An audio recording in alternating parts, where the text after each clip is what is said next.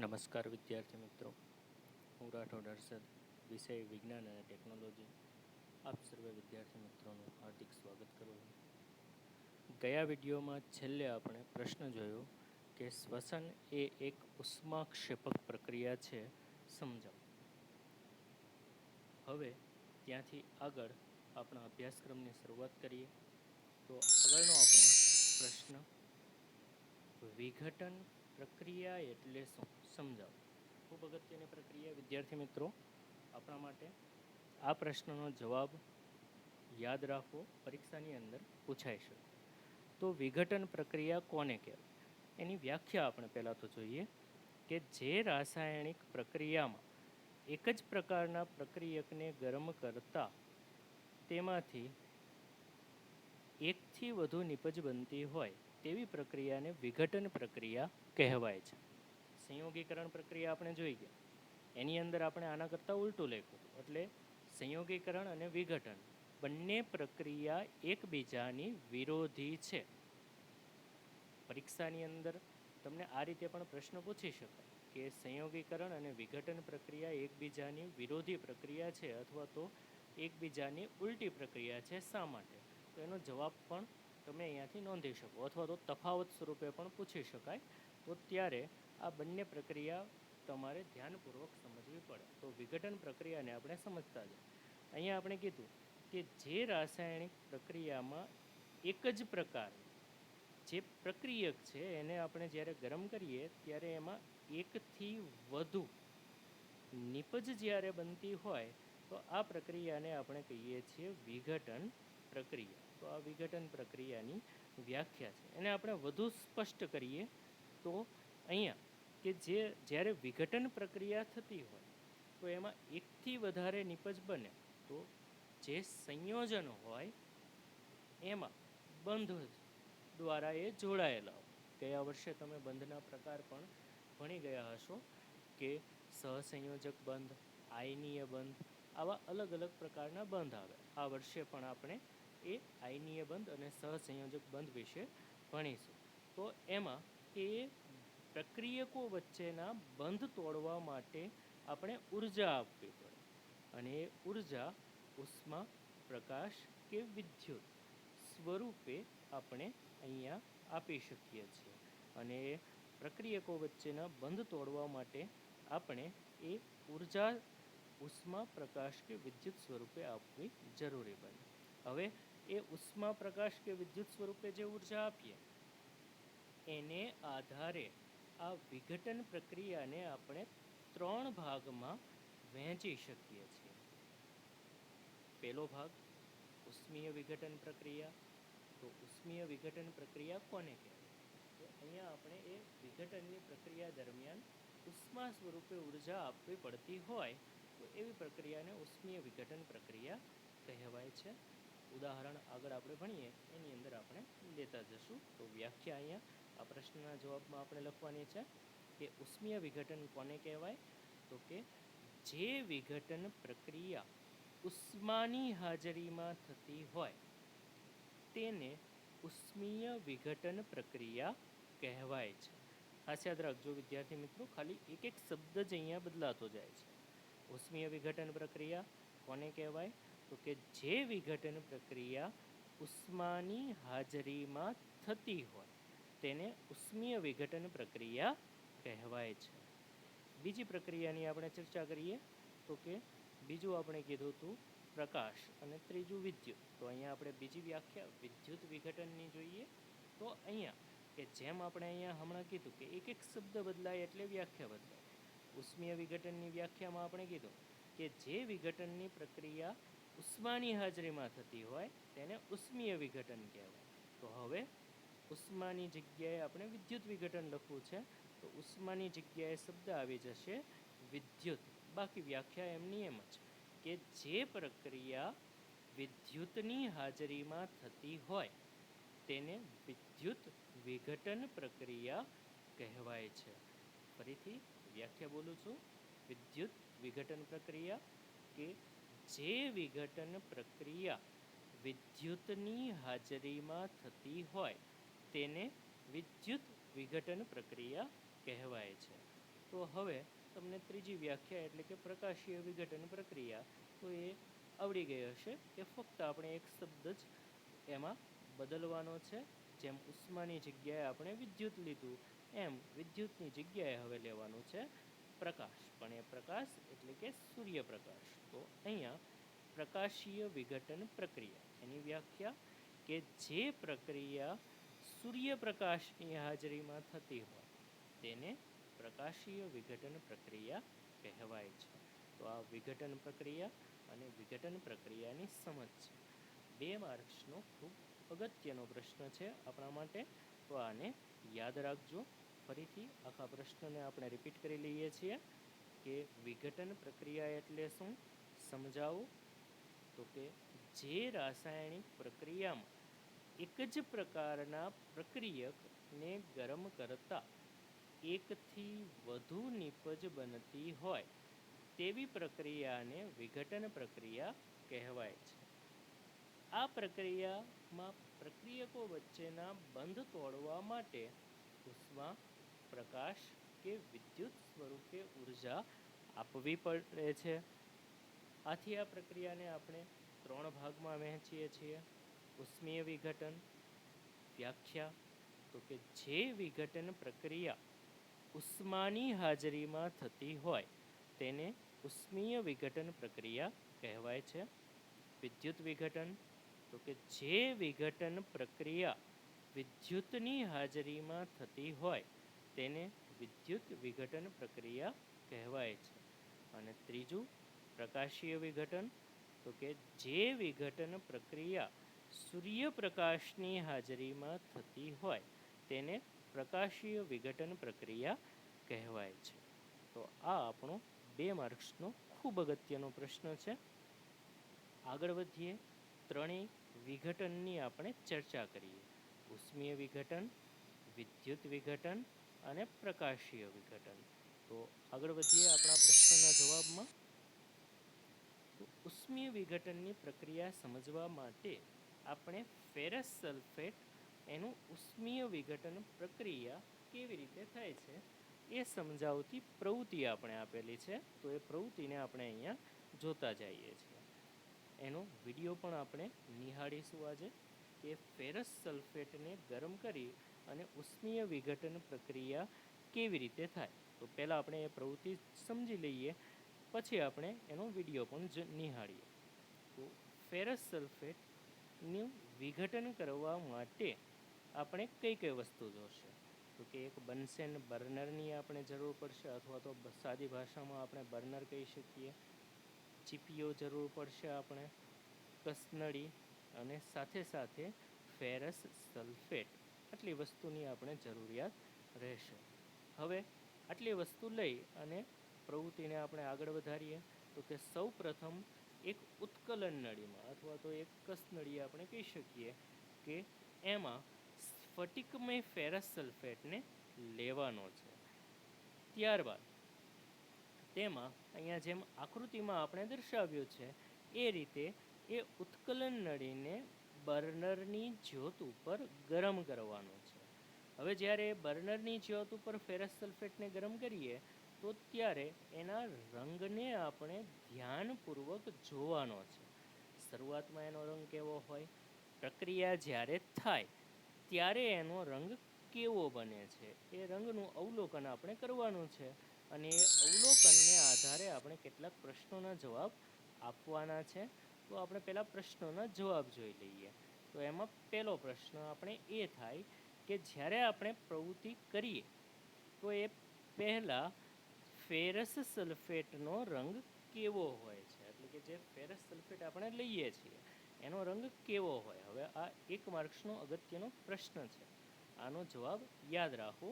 તો કે ફેરસ સલ્ફેટનો રંગ લીલાશ પડતો અથવા તો આછો લીલો જોવા મળે છે.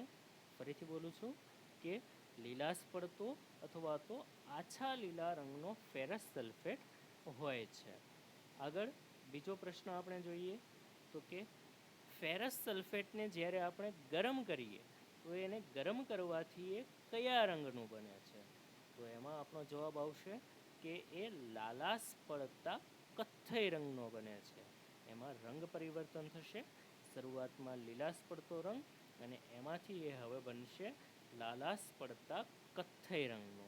એટલે કે પ્રયોગને અંતે ફેરસ સલ્ફેટ આપણે લાલાશ પડતા કથ્થઈ રંગનું પ્રયોગ દરમિયાન જ્યારે ગરમ થાય તો ત્યારે એ આપણે જોવા મળે છે. ત્યારબાદ આગળનો પ્રશ્ન આપણો કે આ જ્યારે પ્રક્રિયા થાય ત્યારે કયા વાયુઓ એમાંથી બહાર નીકળે છે. તો કે આ જે ફેરસ સલ્ફેટ છે એમાં આ રહેલું સલ્ફેટ એટલે કે સલ્ફર, એ સલ્ફર એ હવાની હાજરીમાં જ્યારે પ્રક્રિયા કરશે તો એ સલ્ફરની સાથે ઓક્સિજનના અણુઓ જોડાશે અને એ જોડાય એમાંથી સલ્ફર ડાયોક્સાઇડ અને સલ્ફર ટ્રાયોક્સાઇડ વાયુઓ બનાવશે, જે ખૂબ ખરાબ વાસ ધરાવતા વાયુઓ છે. તો કે અહીંયા આપણો જવાબ આવશે કે પ્રક્રિયા દરમિયાન ફેરસ સલ્ફેટમાં રહેલા સલ્ફરના દહનને લીધે ખરાબ વાસવાળા અથવા તો ખરાબ ગંધવાળા સલ્ફર ડાયોક્સાઇડ અને સલ્ફર ટ્રાયોક્સાઇડ વાયુઓ બહાર નીકળે છે. અને ત્યારબાદ આપણું પ્રક્રિયાનું અગત્યનું રાસાયણિક સમીકરણ, તો એમાં આ ફેરસ સલ્ફેટ એટલે કે FeSO4 એમાંથી ઉષ્મા જ્યારે આપણે એને આપીએ તો રૂપાંતરણ થશે Fe2O3. અહીંયા સ્લાઇડની અંદર નીચે દબાઈ ગયું છે તો એને હું અહીંયા થોડું સાઈડની અંદરમાં લખી દઉં છું તમને કે એ Fe2O3 આ રીતે આવશે. Fe2O અને 3.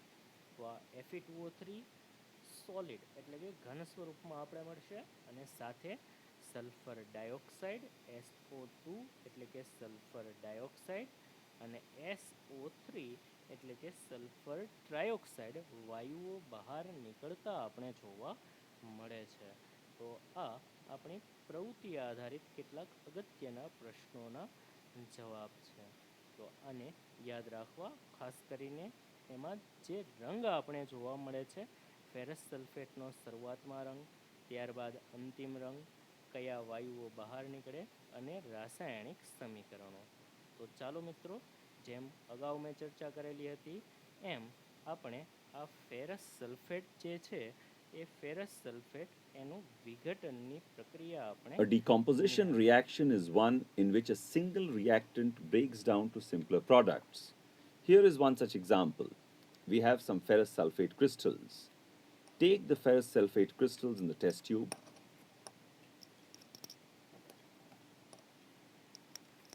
Heat it over the flame.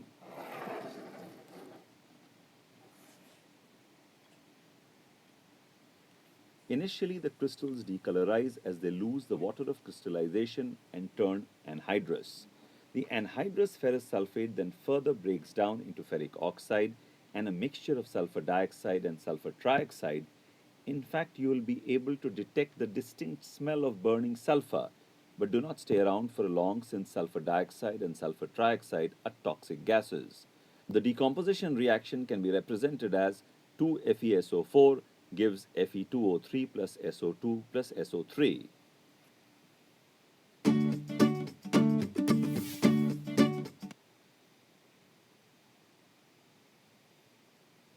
ચાલો મિત્રો, તો હવે આપણે આગળની પ્રવૃત્તિ તરફ આગળ વધીએ. આ જ રીતે આપણે ઉષ્મીય વિઘટન પ્રક્રિયા માટે બીજી પ્રક્રિયા અહીંયા આપણે આપેલી છે કે લેડ નાઇટ્રેટ. એ લેડ નાઇટ્રેટના વિઘટનની પ્રક્રિયા. હવે લેડ નાઇટ્રેટ એટલે PbNO3 ટ્વાઇસ. તો એના વિઘટનની પ્રક્રિયા કેવી રીતે થાય તો એ વિઘટન પ્રક્રિયા સમજવા માટે આપણે અહીંયા શું જોઈશે એની ચર્ચા કરીએ. તો કે સૌ પ્રથમ એક બર્નર અથવા તો બન્સેન બર્નર જેને આપણે કહીએ, ત્યારબાદ એક કસનળીની જરૂરિયાત પડશે અને સાથે સાથે આપણે લેડ નાઇટ્રેટ અને કસનળીને પકડવા માટે ચીપિયાની જરૂરિયાત આપણે પડશે. તો આટલી વિગતોની આપણે જરૂરિયાત પડશે અહીંયા. તો પહેલાં આપણે પ્રવૃત્તિ સમજી લઈએ, પછી જેમ આપણે આગળ વિડીયો નિહાળ્યો એ જ રીતે આ પ્રક્રિયાનો વિડીયો પણ આપણે જોઈશું. તો લેડ નાઇટ્રેટના વિઘટનની પ્રક્રિયા કરવા માટે સૌ પ્રથમ આપણે તો આકૃતિમાં જેમ દર્શાવ્યું છે એમ એક કસનળી લઈ અને એમાં આશરે 2 ગ્રામ જેટલો લેડ નાઇટ્રેટનો પાવડર આપણે લેવાનો છે. ત્યારબાદ તો કે કસનળીને આપણે ચીપિયા વડે પકડી અને બર્નર ઉપર આપણે ગરમ કરવાનું છે. અહીંયા તમે જોઈ શકો છો કે ચીપિયા વડે પકડી અને બર્નર ઉપર એને ગરમ કરવામાં આવે છે. અને થોડી વાર બાદ અહીંયા અવલોકન આપણે નોંધવાનું છે અને એના આધારિત આપણા કેટલાક પ્રશ્નોના જવાબ આપણે આપવાના છે. તો એમાં પ્રશ્ન આપણો પહેલો કે પ્રક્રિયા દરમિયાન કયા રંગનો વાયુ બહાર નીકળે છે. એટલે કે અહીંયા જ્યારે પ્રક્રિયા થાય તો એ પ્રક્રિયા દરમિયાન કયા રંગનો વાયુ બહાર નીકળતો આપણે જોવા મળે છે. તો કે અહીંયા કથ્થઈ રંગનો નાઇટ્રોજન ડાયોક્સાઇડ વાયુ બહાર નીકળે છે. આ જે લેડ નાઇટ્રેટ છે એ લેડ નાઇટ્રેટમાં રહેલો જે નાઇટ્રોજન વાયુ છે એ નાઇટ્રોજન વાયુ અહીંયા નાઇટ્રોજન ડાયોક્સાઇડ સ્વરૂપે છૂટો પડી અને એક કથ્થઈ રંગના ધુમાડા સાથે બહાર નીકળતો આપણે જોવા મળશે. આગળ પ્રક્રિયાનું રાસાયણિક સમીકરણ. તો કે રાસાયણિક સમીકરણની અંદર PbNO3 ટ્વાઇસ એમાંથી જ્યારે આપણે એને ગરમ કરીએ તો એમાંથી બનશે 2PbO. અહીંયા મેં 2 અને PbO લખેલું છે. PbNO3 ટ્વાઇસ એટલે કે લેડ નાઇટ્રેટ. અહીંયા નીચે લખેલું નથી. તમે જ્યારે પણ સમીકરણ લખો તો ત્યારે નીચે લીટી દોરી અને જે તે સંયોજનનું નામ જરૂરથી લખજો કે જેથી વિદ્યાર્થી મિત્રો તમારી એક સારા વિદ્યાર્થી તરીકેની ઓળખ છતી થાય અને પેપર ચેકરને કદાચ તમે એકાદા પ્રશ્નમાં નાની એવી ભૂલ કરેલી હોય તો એ અવગણવામાં પણ સરળતા રહે. તો અહીંયા PbNO3 ટ્વાઇસ એટલે કે લેડ નાઇટ્રેટ એમાંથી બનશે 2PbO. PbO એટલે લેડ ઓક્સાઇડ. સાથે સાથે NO2 એટલે કે નાઇટ્રોજન ડાયોક્સાઇડ અને O2 એટલે કે ઓક્સિજન વાયુ. તો આટલી વિગતો એની અંદરથી છૂટી પડે છે. તો આ લેડ નાઇટ્રેટના વિઘટનની પ્રક્રિયા છે. તો હવે ચાલો વિદ્યાર્થીઓ ફરીથી આપણે એ પ્રક્રિયા જે છે એ પ્રક્રિયા માટેનો video નિહાળીએ.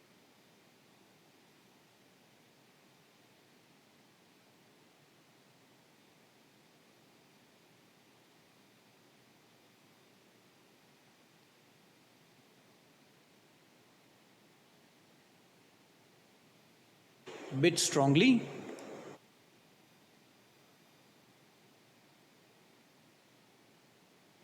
Hello scientific brilliant people, how are you today?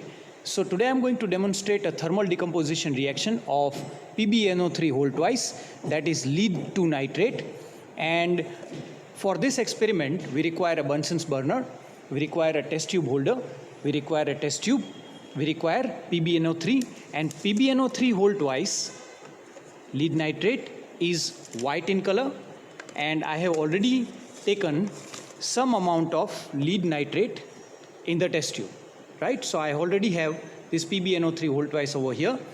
Plus we also require an incense stick to check the presence of oxygen. Now the reaction goes as under. The lead nitrate PbNO3 whole twice, it decomposes in presence of heat to form lead oxide plus nitrogen dioxide and oxygen gas. Nitrogen dioxide is a toxic gas and it is reddish brown in color, and oxygen gas can be checked by the help of the incense sticks. So now let's proceed the experiment. We need to heat it a bit strongly.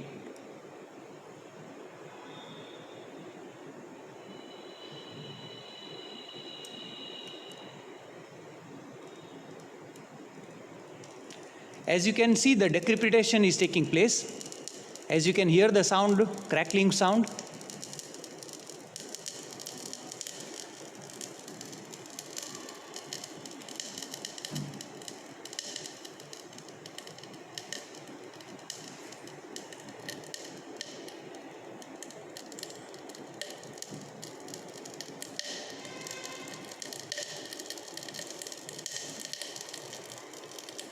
As you can see, the reddish brown fumes have started to come out. And now let me put the burning incense sticks inside. As you can see that the oxygen gas is making the flame more brighter. Oh, done, superb. So as you can check the presence of oxygen gas with the help of burning splinter. The oxygen gas burns the splinter, and here we have the NO2 gas as well. So hopefully guys, you have understood the demonstration. Please make sure that this reddish brown gas is very toxic. So whenever you carry out this experiment, you carry out in open. Thank you for watching the video.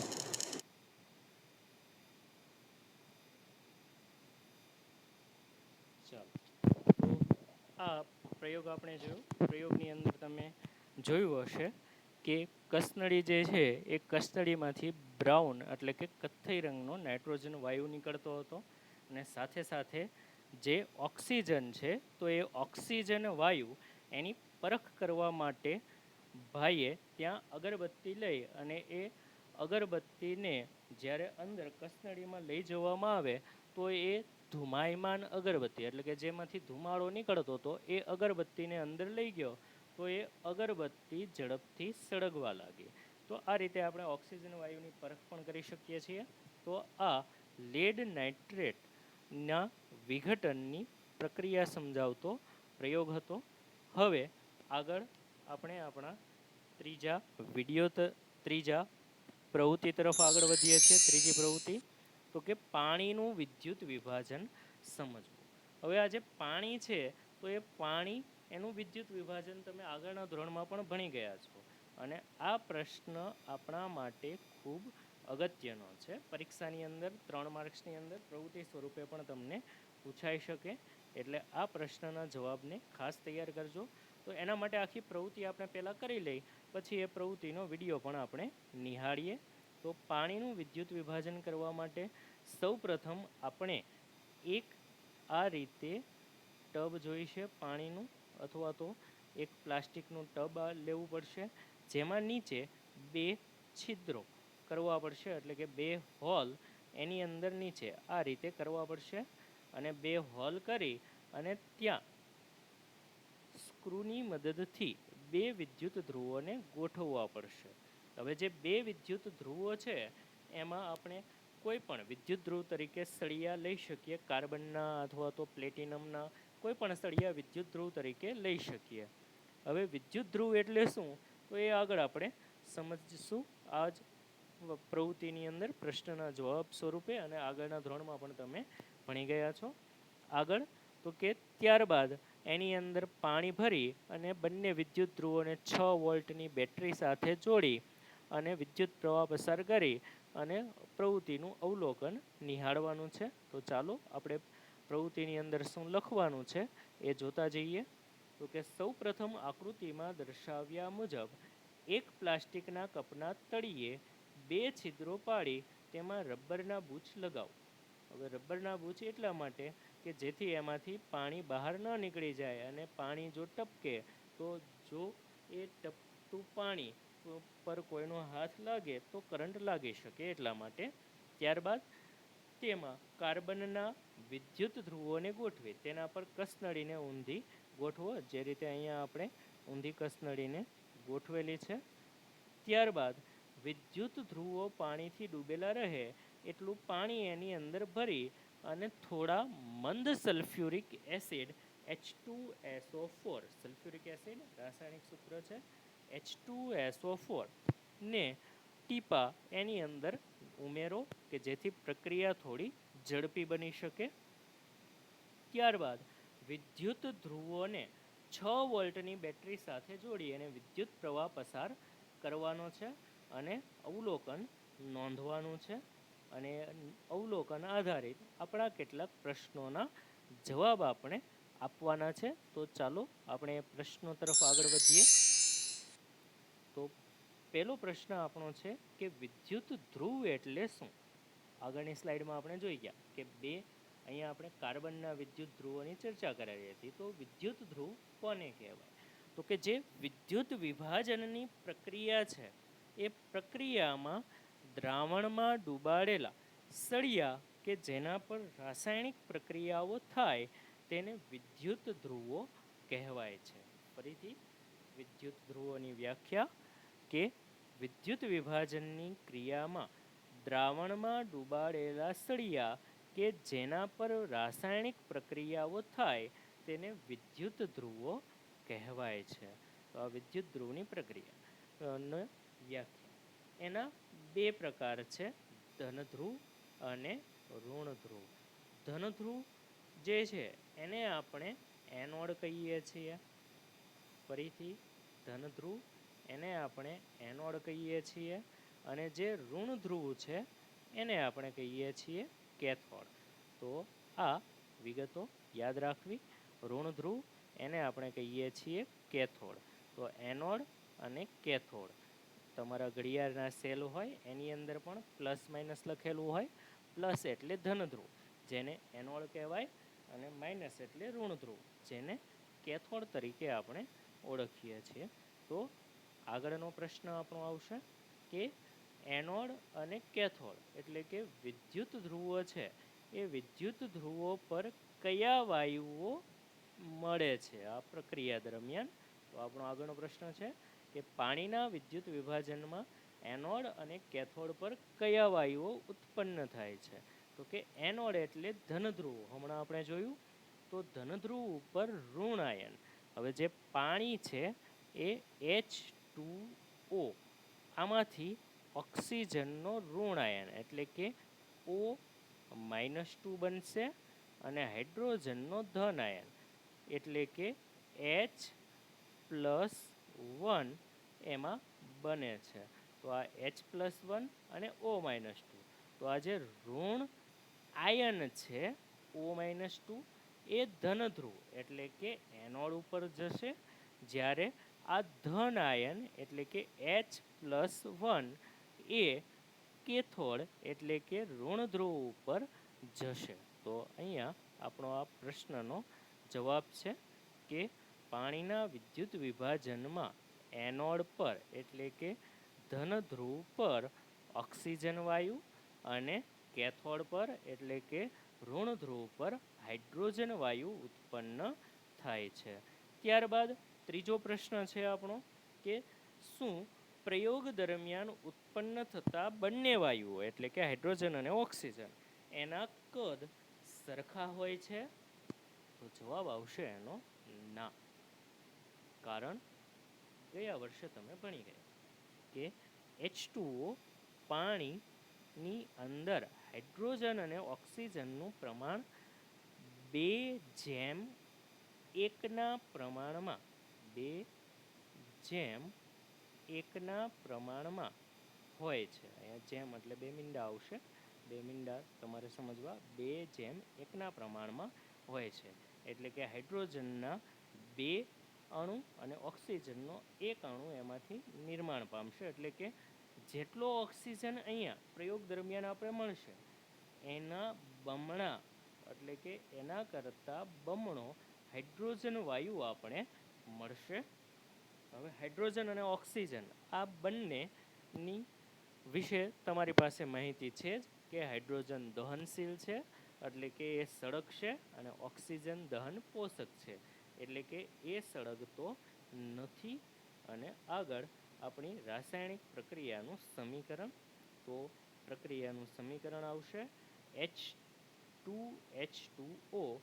આ તીરનું નિશાન અહીંયા નીચે આવી ગયું છે, એને તમારે અહીંયા સમજવું. વિદ્યુત વિભાજનની પ્રક્રિયા તીરના નિશાન ઉપર આપણે જે રાસાયણિક સમીકરણ કેવી રીતે લખાય એની ચર્ચા કરી હતી.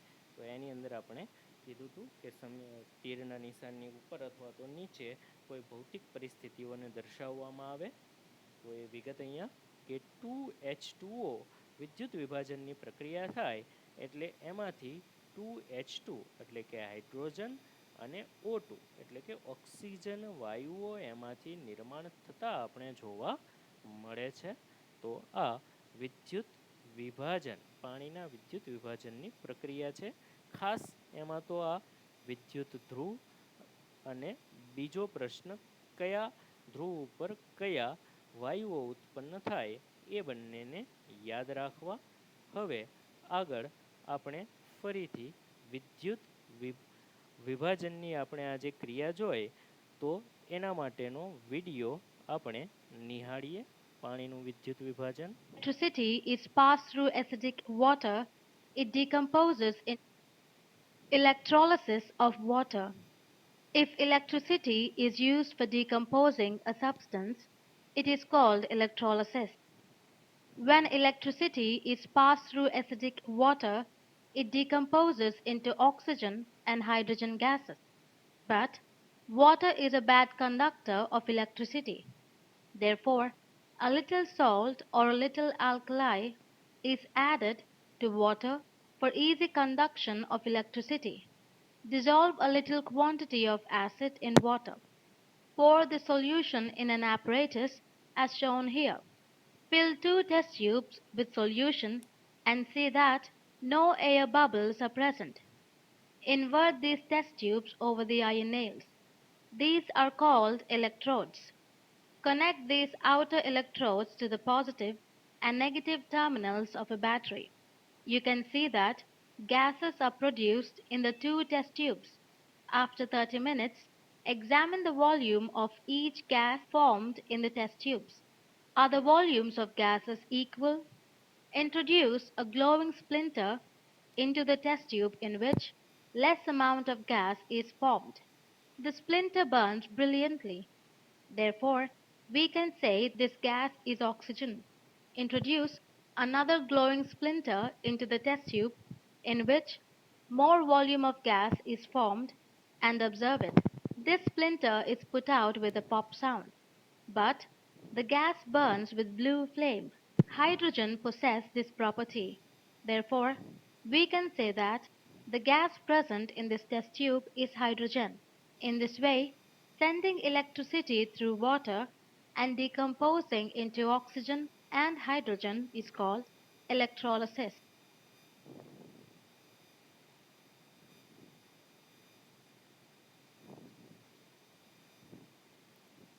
ચાલો, તો આગળ આપણે પ્રવૃત્તિને આગળ વધારીએ.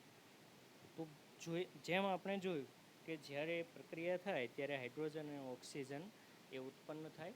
જો તમે વિડીયોને વ્યવસ્થિત નિહાળો તો ત્યારે એમાં જે કસનળીની અંદર વાયુઓ ભેગા થાય છે ત્યારે પાણી જે ઉપર અને નીચે જાય તો હાઇડ્રોજન ધરાવતી કસનળીમાં પાણી ઝડપથી નીચે જશે અને ઓક્સિજનવાળી કસનળીમાં થોડું ધીમે, એટલે હાઇડ્રોજન બમણા પ્રમાણમાં ત્યાં ઉત્પન્ન થાય એ ત્યાં આપણે જોઈ શકીએ છીએ.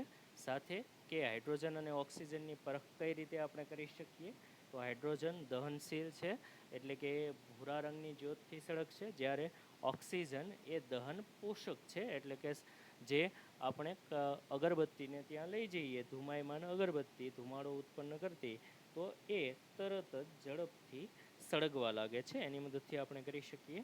તો આ પ્રવૃત્તિ. હવે વિઘટન પ્રક્રિયાને આપણે આગળ લઈ જઈએ તો એમાં આપણી છેલ્લી જે પ્રવૃત્તિ હતી એમાં છેલ્લું વિઘટન પ્રકાશીય વિઘટનની પ્રક્રિયા. તો એ સમજવા માટે આપણે અહીંયા સિલ્વર ક્લોરાઇડનું સૂર્યપ્રકાશની હાજરીમાં વિઘટન સમજવું. તો એ આપણે અહીંયા જોતા જઈએ. તો એના માટે આપણે સૌ પ્રથમ તો સિલ્વર ક્લોરાઇડ એટલે કે HeNO3 જોશે. એક ચાઇના ડીશ અથવા તો એક આપણે એક ચાઇના ડીશની જરૂર પડશે અને એને સૂર્યપ્રકાશની હાજરીમાં આપણે ગોઠવી દેવાનું છે. તો અહીંયા પ્રવૃત્તિ આપણે જોતા જઈએ તો કે સૌ પ્રથમ એક બાષ્પ વાટકીમાં, અહીંયા આકૃતિમાં તમને દેખાય છે, એક બાષ્પ વાટકીમાં 2 ગ્રામ જેટલો સિલ્વર ક્લોરાઇડ લો અને ત્યારબાદ તેને સૂર્યપ્રકાશમાં ગોઠવી દો.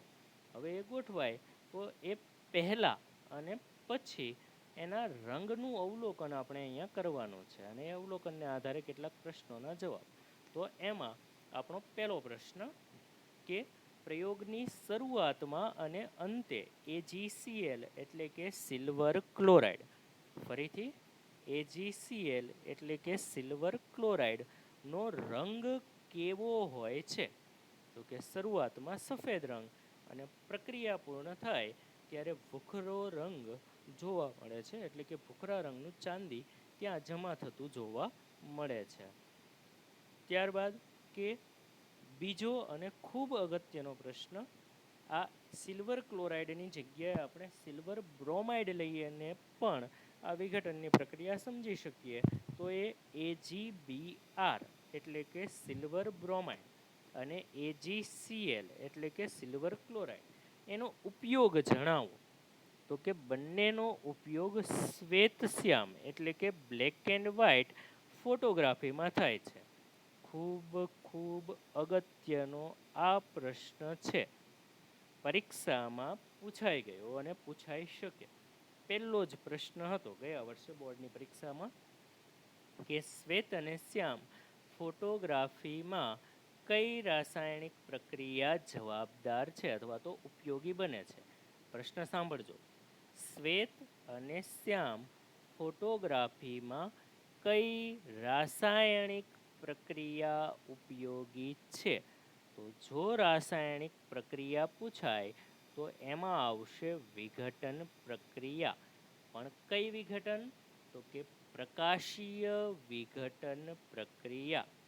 એટલે જો અહીંયા તમને રાસાયણિક પ્રક્રિયા પૂછાય શ્વેત અને શ્યામ ફોટોગ્રાફી અથવા તો બ્લેક એન્ડ વ્હાઇટ ફોટોગ્રાફી માટે કઈ રાસાયણિક પ્રક્રિયા, તો એમાં જવાબ આવશે પ્રકાશીય વિઘટન પ્રક્રિયા.